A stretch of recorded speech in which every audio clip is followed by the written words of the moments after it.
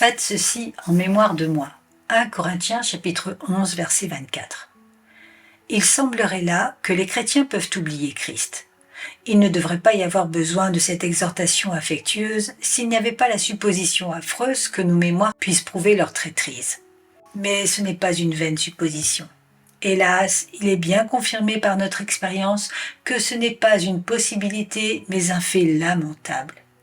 Il apparaît presque impossible que ceux qui ont été rachetés par le sang de l'agneau sur la croix et qui ont été aimés d'un amour éternel par le Fils éternel de Dieu puissent oublier ce Sauveur tellement gracieux.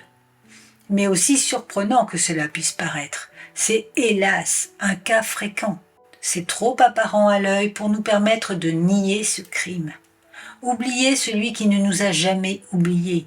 Oublier celui qui a versé son sang pour nos péchés. Oublier celui qui nous a aimés même jusqu'à la mort. Cela peut-il être possible?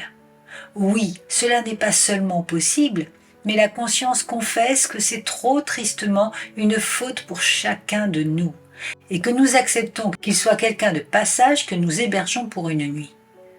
Celui que nous devrions prendre comme locataire durable de nos mémoires n'est qu'un visiteur occasionnel.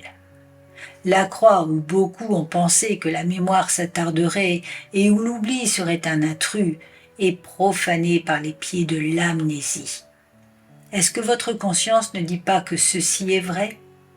Est-ce que vous ne trouvez pas que vous êtes vous-même quelquefois oublieux de Jésus? D'autres créatures accaparent votre cœur et vous êtes oublieux de celui sur qui votre affection doit être fixée.